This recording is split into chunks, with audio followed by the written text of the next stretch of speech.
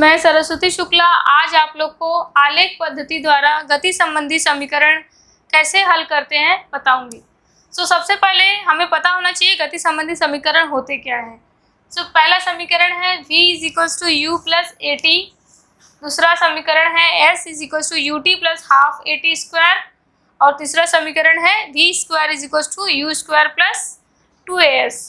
पिछली वीडियो में मैंने आपको बताया था v मतलब किसी पिंड का अंतिम वेग होता है u अर्थात किसी भी पिंड का प्रारंभिक वेग, a अर्थात त्वरण और t मतलब पिंड द्वारा लगा हुआ समय। इसी प्रकार s इधर क्या है, s क्या है, इधर विस्थापन होता है और ut और at मतलब आपको पता ही चल गया है। तो मतलब ये समीकरण क्या दर्शाता है, विस्थापन और समय दर्शाता है। ये समीकरण क्या दर्शा रहा है, विस्थापन और वेग संबंधी समीकरण है। अब हम इसको एक एक करके सिद्ध करेंगे आलेख विधि द्वारा कि यह होता क्या है और इसे कैसे सिद्ध किया जाए। ओके, तो पहले समीकरण से स्टार्ट करते हैं।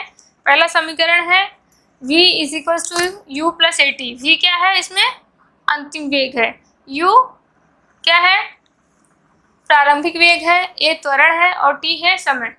मैं पहले आपको ये आलेख जो मैंने ड्रॉ किया वो समझाती हूँ। तो देखिए ये क्या है, समय और वेग का आलेख है और मैंने आपको बताया था हमेशा जो है समय हमेशा x अक्ष पे होना चाहिए और वेग क्या होना चाहिए, हमेशा y अक्ष पे होना चाहिए। समझ लो यहाँ से कोई पिंड, उसकी गति क्या है, शुरुआत में u है, प्रारंभिक वेग उसका कितना है, u है। जैसे जैसे टाइम में चेंज आता है, टाइम बढ़ते जाता है, उसकी जो वेग में परिवर्तन आता है और उसका वेग क्या हो जाता है, b हो जाता है और वह पॉइंट b पे पहुंचता है।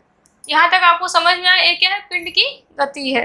पहले क्या थी, प्रारंभ में u थी और समय t के पश्चात क्या हो गई, v हो गई, वेग v हो गया और ये पॉइंट b पे पहुंची है पिंड। ठीक है, अब हमें क्या करना है, एक कंस्ट्रक्शन है, समांतर रेखा खींचनी है। ये y अक्ष से समांतर रेखा खींचनी है और x अक्ष से ये समांतर रेखा खींचनी है। ठीक है, हम इसका नाम पॉइंट B रखेंगे, इसका नाम पॉइंट A रखेंगे और इसको पॉइंट E का नाम देंगे। यहाँ तक आपको अच्छे से समझ में आ गया। और आप अब जानते होंगे अगर किसी पिंड के वेग में परिवर्तन आ रहा है तो अर्थात क्या हो रहा है, उसका त्वरण होता है। जब पिंड के वेग में अंतिम और प्रारंभिक वेग में परिवर्तन होने के कारण उसे क्या कहते हैं, त्वरण कहते हैं। तो सबसे पहले हम त्वरण की परिभाषा लिखते हैं। A = क्या होता है, v - u/t होता है, मतलब अंतिम वेग माइनस प्रारंभिक वेग होता है। ठीक है, अगर इसको हम फॉर्मूले बेस में लिखेंगे तो कैसे लिखेंगे, अंतिम वेग माइनस प्रारंभिक वेग। ठीक है, यहाँ तक आपको समझ गया, बट्टे लगा हुआ समय।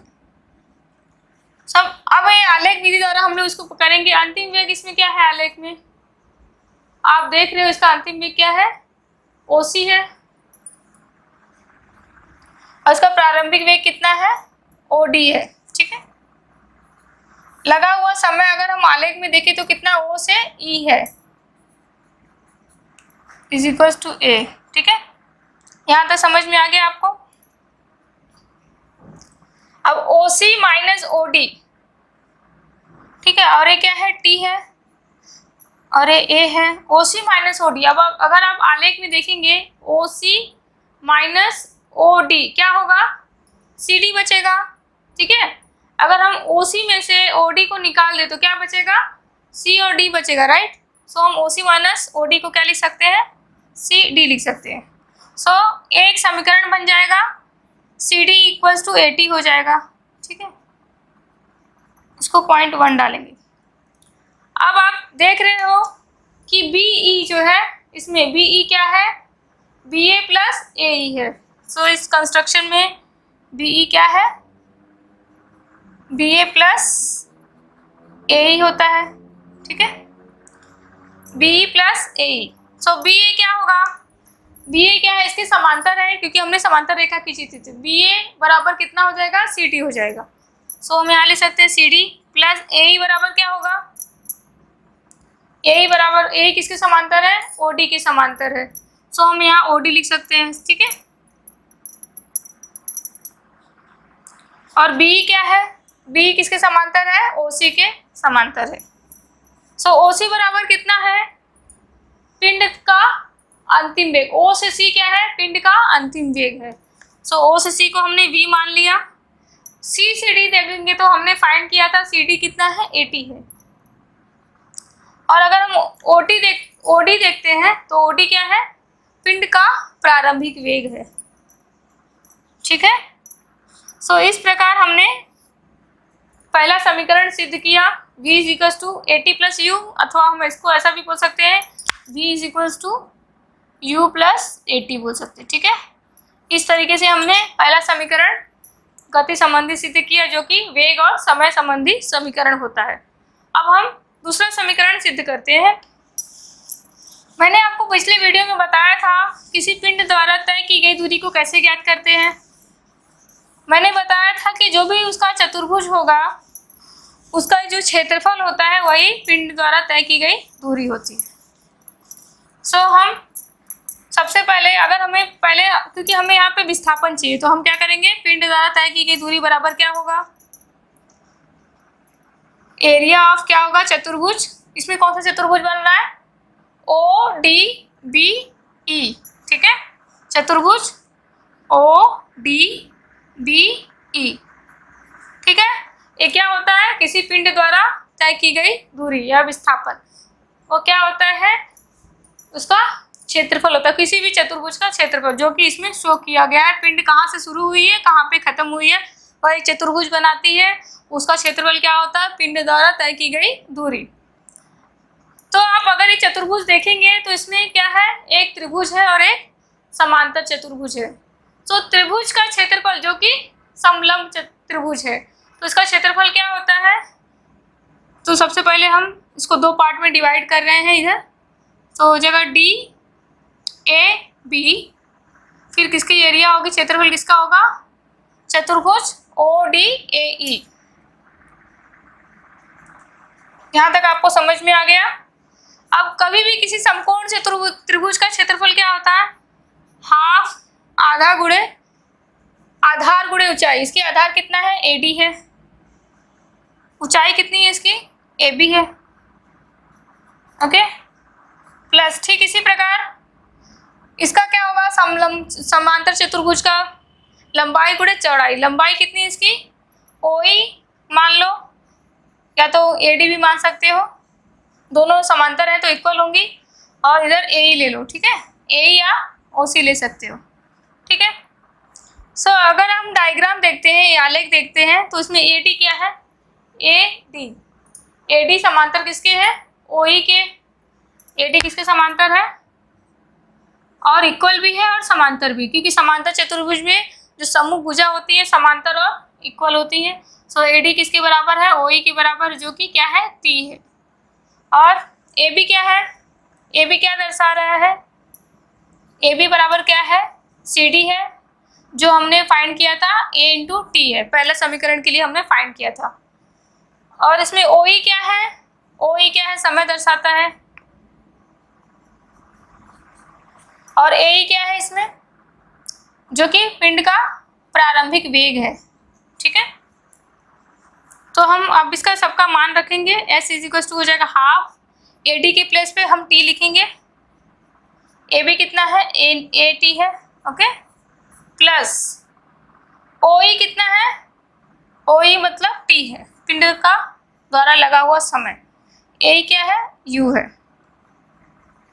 यहाँ तक आपको अच्छे से समझ में आ गया। अब देखिए, half A into A T क्या होगा, ए टी स्क्वायर हो जाएगा, okay, plus you into T क्या हो जाएगा, यू टी हो जाएगा।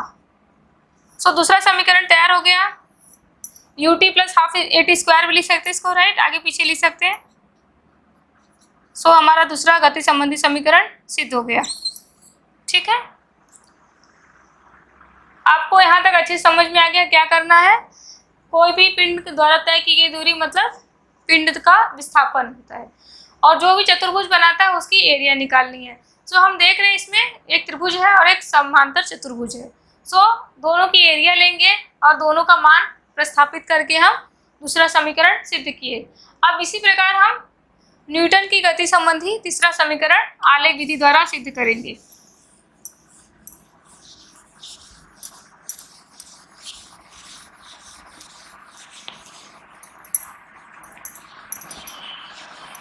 तीसरा समीकरण क्या है? v square is equal to u square plus 2as। इसके लिए भी हमें s का वैल्यू पता होना चाहिए। s क्या होता है? पिंड द्वारा तय की गई दूरी होती है। पिंड द्वारा तय की गई दूरी मतलब मैंने क्या बताया था? ये चतुर्भुज की एरिया। और आप ये देख रहे हैं तो ये क्या है? समलंब चतुर्भुज है। समलंब मतलब ट्रेपेजियम जिसको बोलते हैं। सो इस आकार का चतुर्भुज है। अगर उसकी एरिया हमें ज्ञात करनी होगी तो उसका क्या फॉर्मूला होता है? आपको मैथ्स में 8वीं में सिखाया होगा। सो ये क्या होती है? समलंब चतुर्भुज। चतुर्भुज मतलब हम लोग ऐसा लिख सकते हैं, उसका नाम क्या है? ODBE। ODBE का क्षेत्रफल है, ठीक है। एरिया ऑफ चतुर्भुज ये होगा, ठीक है। सो इसका मतलब क्या होता है? जब भी इस प्रकार का चतुर्भुज आता है तो उसमें क्या उसका क्षेत्रफल होता है? समांतर चतुर्भुज का योगफल गुणे दोनों के बीच का डिफरेंस। सो इसका फॉर्मूला क्या होगा? हाफ इंटू समांतर भुजाओं का योगफल। समांतर भुजाओं का योगफल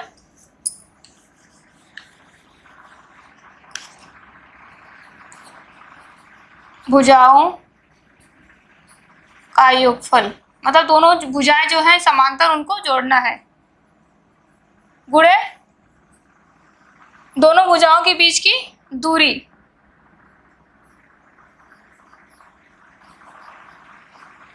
भुजाओं के बीच का अंतर बोल सकते हैं, क्या ऊंचाई भी बोलते हैं। भुजाओं के बीच का अंतर। ओके तो हाफ समांतर चतुर्भुज क्या है? इसमें सिर्फ यही समांतर है, एक क्या है? समांतर नहीं है। सो हम लिखेंगे इधर OD गुणे क्या है इसके समांतर? BE है। फिर क्या आएगा? गुणे आएगा, ठीक है। यहाँ हमको योगफल लेना है तो प्लस आएगा। ओके, भुजाओं के बीच का अंतर, ये दोनों समांतर चतुर्भुज की भुजाओं के बीच का अंतर कितना है? OE है। ओके, अब हमको पता है OD क्या होता है? OD अर्थात पिंड का प्रारंभिक वेग होता है। और BE क्या है? BE हमने क्या फाइंड किया था? BE का वैल्यू हो जाएगा V हो जाएगा, राइट। ये क्या है? V है, जो कि पिंड का अंतिम वेग है। OE क्या है? T है। यहाँ तक आपको समझ में आ गया? ओके, सो हमने जब पहला समीकरण सिद्ध किया था तो हमने क्या ज्ञात किया था? A is equals to V minus U upon T होता है, हमें पता है पहले से। तो हमें अगर T की प्लेस पे A वैल्यू लिख दिया, अगर हम T ऐसा लिख सकते हैं, इसको देखिए इधर V minus U upon A लिख सकते हैं, राइट। और इसका मान अगर हम यहाँ पे प्रस्थापित कर दे T का मान तो क्या हो जाएगा? हाफ U प्लस V और ये क्या हो जाएगा? V minus U upon A। यहाँ तक समझ में आ गया आपको? अभी देखिए ये क्या है? U प्लस V को हम कैसे लिख सकते हैं? V प्लस U के फॉर्म में लिख सकते हैं, right. So half V plus U और ये क्या है? V minus U upon A है। ओके, इस प्रकार आप लिख सकते हैं। 1/2 को आप 2 नीचे लिख सकते हो, दोनों का मतलब एक ही होता है। अब आपको एक फॉर्मूला 8वीं में पढ़ाए होंगे, V प्लस U मतलब A प्लस B, जो कि होता है A plus B into A minus B। क्या होता है? आपको सिखाया होगा 8th में मैथ्स में, A square minus B square होता है, राइट। सो अगर हम A की जगह पे V माने और U की जगह पे V माने तो क्या हो जाएगा? ये हो जाएगा V square minus U square, right. से हो जाएगा V square minus U square upon 2A is equals to S। यहाँ तक समझ में आ गया? ओके, अब अगर हम 2A को यहाँ पे मल्टीप्लाई कर दें तो क्या हो जाएगा? 2AS हो जाएगा is equals to V square minus U square हो जाएगा। यहाँ तक कोई डाउट नहीं है आपको? अभी आगे हम नेक्स्ट क्या करेंगे, जरा ध्यान दीजिए। अभी आप देख रहे हो इस समीकरण को हम अगर स्टैंडर्ड फॉर्म में लिखेंगे तो कैसे लिख सकते हैं? वी स्क्वायर, ये जो माइनस यू है इधर इक्वल की अपोजिट साइड जाएगा तो क्या हो जाएगा, प्लस यू हो जाएगा। सो ये समीकरण कैसा हो जाएगा, यू स्क्वायर प्लस 2as, जो कि गति संबंधी तीसरा समीकरण है। ओके, सो इसे हम क्या कहेंगे, गति संबंधी तीसरा समीकरण, जो कि विस्थापन और वेग को दर्शाता है। इस प्रकार हमने तीनों जो समीकरण है न्यूटन संबंधी गति का, उसको हमने आलेख विधि द्वारा सिद्ध किया।